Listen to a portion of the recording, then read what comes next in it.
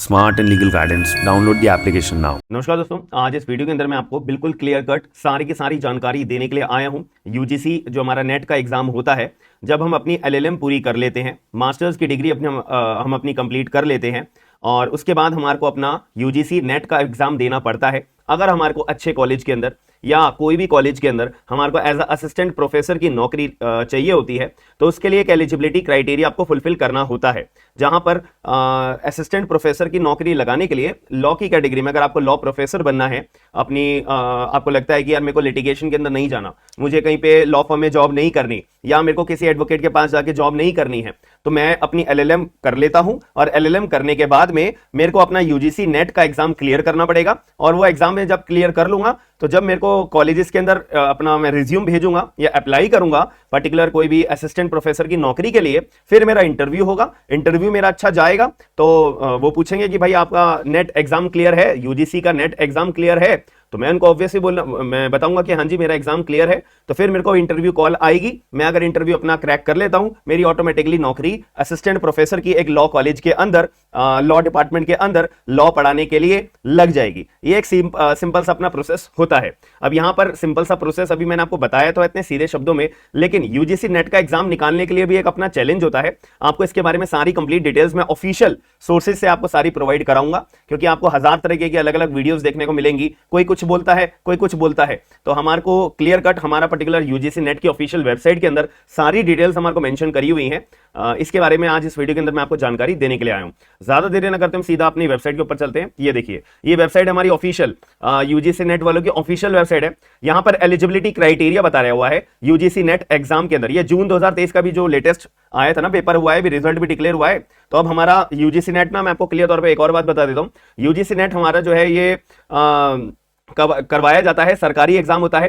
तो इसके अंदर ना साल में 2 बार ये पेपर होता है, एक तो जून में होता है और एक दिसंबर में होता है। तो आप जो है अपना पेपर कभी भी दे सकते हो, कोई दिक्कत वाली बात नहीं है। आपने जून में दिया है, बाई चांस कोई सिचुएशन की वजह से आपने क्लियर नहीं करा, कोई बात नहीं, आप दोबारा दे सकते हो, दिसंबर में दे सकते हो। कोई एज सच यहाँ पे लिमिट नहीं होती है कि भाई आप इतनी बार ही अपना यूजीसी नेट का एग्जाम दे पाओगे, अगर आप इतनी बार नहीं क्लियर कर पाए तो भाई आप नहीं दे पाओगे, ऐसा कुछ भी नहीं होता है। मैं आपको वैसे क्लियर तौर पर बता देता हूं कि अब मैंने आपको एक ओवरव्यू दे दिया कि यूजीसी नेट का एग्जाम इंपॉर्टेंट किस लिए है। इंपॉर्टेंट मेजर 99% या 90% केसेस में मैं बात करूं, यूजीसी नेट का बच्चा जो है पेपर इसलिए देता है कि मेरे को असिस्टेंट प्रोफेसर की एक अच्छी नौकरी मिलेगी और कोई भी कॉलेज के अंदर मैं जाऊंगा तो एक बैरियर मेरे को देखने को नहीं मिलेगा कि भाई आपका यूजीसी नेट क्लियर नहीं है तो आपको हम तो हायर कर ही नहीं सकते हैं, आपका इंटरव्यू तो हम ले ही नहीं सकते हैं। आपने भले ही एलएलएम करी हो, भले ही आपके 70% मार्क्स आए हो, 80% मार्क्स आए हो एलएलएम के अंदर, लेकिन अगर एक अच्छे कॉलेज के अंदर आपको असिस्टेंट प्रोफेसर की नौकरी लगवानी है, अपनी एक अपना कैरियर बिल्कुल सीधे तौर पे सिक्योर रखना है, तो मैं आपको रिकमेंड करूंगा कि यूजीसी नेट आप पेपर की तैयारी करिए। कुछ टाइम की मेहनत है, लेकिन बहुत बहुत बहुत फ्रूटफुल रहता है, ये आपको मैं क्लियर तौर पे बता रहा हूं। तो इसके ऊपर आपको ना वीडियो में कंप्लीट बता रहा हूं, कोई आपको इतनी सीधे शब्दों में नहीं बताएगा, याद रखेगा, तो थोड़ी ध्यान से सारी चीजों को समझिएगा। तो यहां पे बात आती है कि भाई अगर आप जनरल वाले हो या अपना ईडब्ल्यूएस वाले हो, जनरल के ईडब्ल्यूएस वाले में, तो आपके पास अपनी मास्टर्स की डिग्री होना जरूरी है। अब मैं लॉ वाला हूं तो मैं लॉ के एक तरीके से अपना फेवरिज्म दिखाऊंगा और लॉ के बारे में मैं आपको कंप्लीट डिटेल्स बताऊंगा।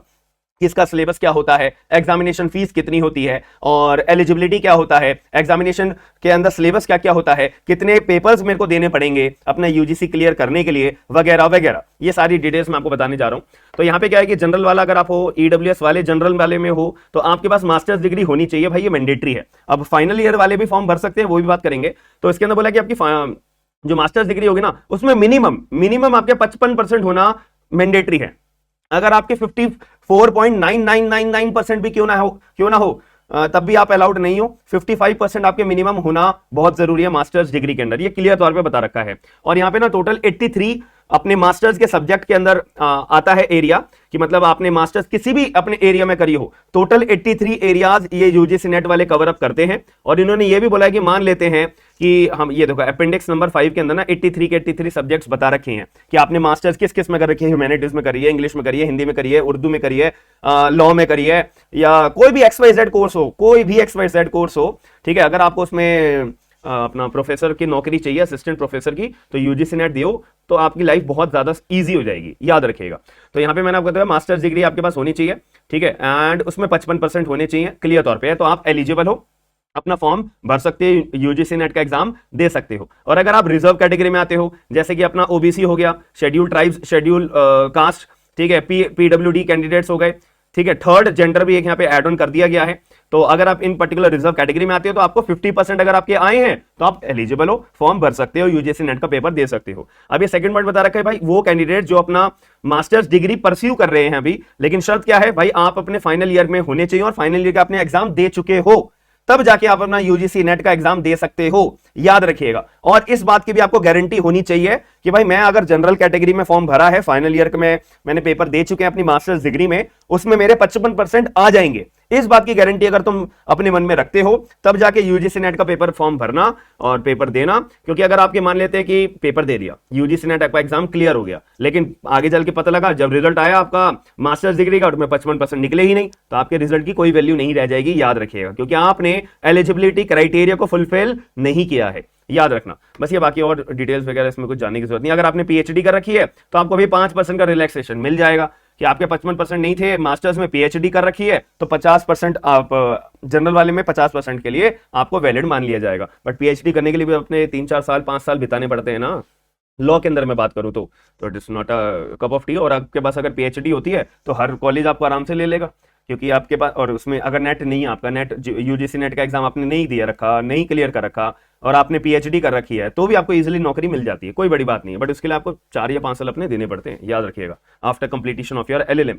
ठीक है, इतनी बात आपको यहाँ पे समझ में आ गई। चलिए मुद्दे पे आते हैं अब हम यहाँ पे। हाँ, ये रही हमारी ऑफिशियल वेबसाइट, देखो यूजीसी वालों की, यहीं पे क्लिक करा था तो ये आपको पीडीएफ निकल के आ गई थी। अब हम थोड़ी मुद्दे वाली बातें कर लेते हैं। हमारा आता है यहाँ पे 11, 12 एंड 18 पॉइंट इंपॉर्टेंट है। सिलेबस क्या है, ये सिलेबस मैं आपको भी बता दूंगा। नेगेटिव मार्किंग होती है क्या भाई, देखो कोई भी तरह की नेगेटिव मार्किंग नहीं होती है।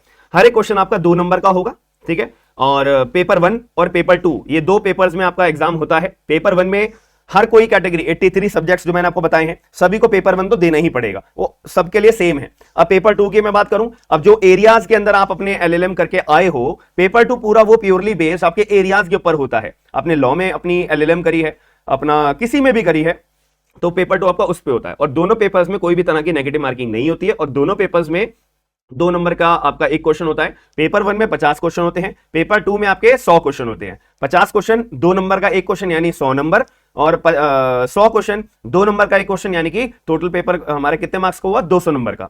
टोटल आपके 300 नंबर का आपके यूजीसी नेट का एग्जाम कवर अप होता है, और वो देखा जाएगा कि आपने कितने मार्क्स स्कोर करे हैं। मेरिट लिस्ट में नाम आपका आया है, अगर आया है तो वेल एंड गुड, आप अपना एग्जाम क्लियर कर जाओगे। और आपका नेगेटिव मार्किंग नहीं होती है, क्लियर शब्द में बता दिया। अब मैं फीस के बारे में बता देता हूं। अगर आप जनरल वाले हो तो 1150 रुपए आपको फीस पे करनी पड़ेगी, और ईडब्ल्यूएस वाले जनरल वाले हो तो 600 रुपए, एंड बाकी रिजर्व कैटेगरी वाले हो तो 325 रुपए आपको फीस पे करने को देखने को मिलती है। बस ये बाकी सारी डिटेल्स हैं, मैं आपको लिंक डिस्क्रिप्शन बॉक्स के अंदर दे दूंगा। अगर आपको लगता है कि हाँ मेरे को और भी डिटेल्स, ये पीवाईक्यू, ये वो है हमारे एफएक्यूज जो हमारे क्वेश्चंस पूछे जाते हैं ना, और बच्चों के आंसर्स यहाँ पे यूजीसी वालों ने पूरा लिस्ट बना रखी है, सारे क्वेश्चन इसमें कवर अप हो जाते हैं, कोई दिक्कत वाली बात आपको नहीं होती है। देखो मैंने आपको कहा था ना कि यूजीसी नेट अपना कितने एरियाज में, कितने सब्जेक्ट्स में पेपर कंडक्ट कराते हैं, देखो 83 लिखा हुआ है, ठीक है। अब हम आते हैं सिलेबस की तरफ। मैंने कहा था पहला होता है पेपर नंबर 1, ये हो गया पेपर नंबर 1, ये सबके लिए कॉमन होता है। इस पेपर का नाम होता है अपना ये general paper on teaching and research aptitude, ठीक है। इसका कोई पेपर कोड होता नहीं है, क्योंकि ये सबके लिए कॉमन है, सीधी सी बात है,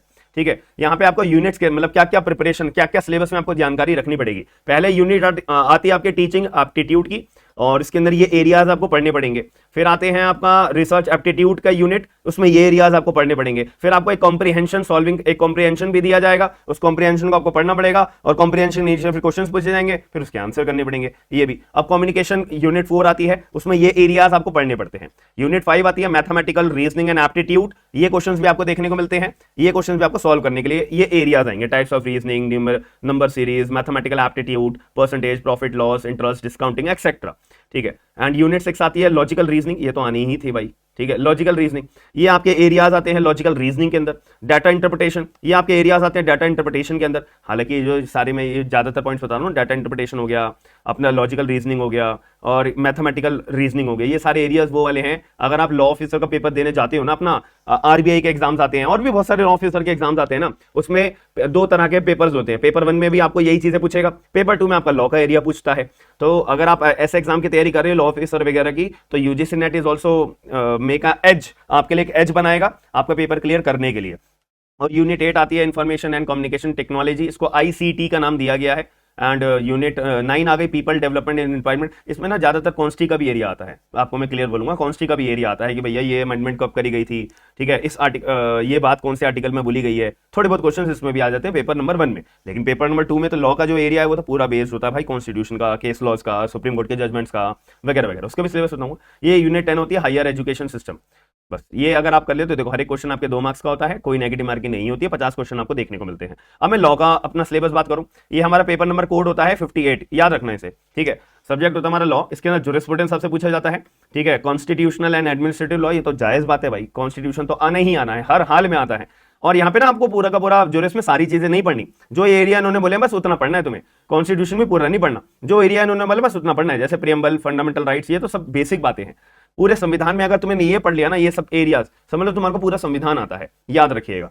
और पब्लिक इंटरनेशनल लॉ आपसे पूछा जाएगा, और लॉ ऑफ क्राइम जिसको हम IPC का दर्जा बोलते हैं, ठीक है, IPC का जुरिस्प्रूडेंस बोल लो आप, ठीक है, मतलब एक एसेंस, ये बातें आपको पता होनी चाहिए, सेक्शन वगैरह नहीं, वो तो फिर प्योरली IPC हो जाएगा। लॉ ऑफ क्राइम्स का मतलब होता है कि IPC का एक थ्योरेटिकल पॉइंट ऑफ व्यू, आप क्या क्या जानते हो थ्योरेटिकल वाइज, ठीक है, प्रैक्टिकल पॉइंट ऑफ व्यू में नहीं कि अगर A ने B का मर्डर करा तो कौन सा सेक्शन लगेगा, A ने B को मर्डर करा था लेकिन C मर गया तो ट्रांसफर ऑफ मैलिस होगा नहीं होगा, ये चीजें नहीं आएंगी, ठीक है, क्लियर तौर पे इसकी थ्योरेटिकल बातें आएंगी, ठीक है। थोड़ा जुरिस्प्रूडेंस एरिया ज्यादा पूछा जाएगा, ठीक है। लॉ ऑफ टॉर्ट हो गया, सारे जितने मैं एरियाज आपको बता रहा हूं ना, सब थ्योरेटिकल पॉइंट ऑफ व्यू से आएगा, कुछ भी practical procedural point of view से आपसे नहीं जानकारी में पूछा जाता है, क्योंकि थ्योरेटिकल तो फिर आप जाओ ना भाई, कोर्ट में जाओ, ठीक है, अपनी तैयारी वगैरह वहां पे करो, बस ये आ जाती है। लॉ ऑफ टॉर्ट हो गया, कंज्यूमर प्रोटेक्शन हो गया, commercial law, family law, environmental and human rights law, and intellectual IPR जिसे बोलते हैं, जो बहुत आजकल ट्रेंडिंग में है। अगर किसी बच्चे को लगता है यार मेरे को लिटिगेशन में अपना IPR में करनी चाहिए, मैं सबसे पहले बोलूंगा हाँ बिल्कुल करना, आगे चल के इसका बहुत ज्यादा स्कोप है, IPR के अंदर लिटिगेशन अगर आप करना चाहते हो ना, बहुत स्कोप है, मार्केट में कंपटीशन भी कम है, तो जितना जल्दी अपनी गाड़ी स्टार्ट करोगे फायदा रहेगा, याद रखना, ठीक है। यूनिट 10 कंपैरेटिव एंड पब्लिक, ये भी अपना बहुत बढ़िया एरिया है, ठीक है, कि भारत दुनिया के अदर लॉज के मुताबिक हमारे इंडिया के लॉज के मुताबिक कंपैरिजन बताइए, US के अंदर, कनाडा के अंदर, इंडिया के अंदर हमने क्या अडॉप्ट करा था, क्या अडॉप्ट नहीं करा था, बाहर के देश में ये कानून है, हमारे इंडिया में भी ये कानून है या नहीं है, अगर है तो कितने लेवल पे है, ठीक है, वगैरह वगैरह, ये सारी बातें आपसे पूछी जाती हैं। तो अगर आपको ये हमारा सिलेबस हो गया, तो मैंने आपको सिलेबस बता दिया, फीस बता दी, एलिजिबिलिटी क्राइटेरिया बता दिया, नेगेटिव मार्किंग नहीं होती, कितने पेपर होते हैं और वगैरह वगैरह, और ये भी बता दिया एग्जाम कब होता है, और कौन कौन दे सकता है, फाइनल ईयर वाले दे सकते हैं या नहीं दे सकते, सारी कहानी मैंने आपको क्लियर तौर पे बता दी है। तो अगर आपको लगता है कि यार मेरे लिए वीडियो इन्फॉर्मेटिव रही है, UGC नेट के बारे में जितनी मेरी कंफ्यूजन थी, मेरी सारी कंफ्यूजन यहाँ पे क्लियर हो चुकी है, फिर भी आपको लगता है कोई पॉइंट मैंने जो नहीं बताया होगा, तो कमेंट बॉक्स के अंदर वो आप पॉइंट क्लियर कर दीजिएगा, ताकि मेरे साथ साथ बाकी और लोग भी कमेंट बॉक्स पे जब पढ़ेंगे तो उनका पॉइंट भी क्लियर हो जाएगा। आपको मन में कोई डाउट आता है तो कमेंट बॉक्स के अंदर वो डाउट पिन करिएगा, और वीडियो को लाइक करके शेयर लोगों तक जरूर करिएगा, क्योंकि ये वीडियो के अंदर मैंने बहुत अच्छी जानकारी दी है सारे के सारे लोगों के लिए, तो प्लीज इस वीडियो को शेयर करके लोगों को अवेयर करने की जिम्मेदारी आप लोगों की है। हम मिलते हैं नेक्स्ट वीडियो के अंदर, थैंक यू।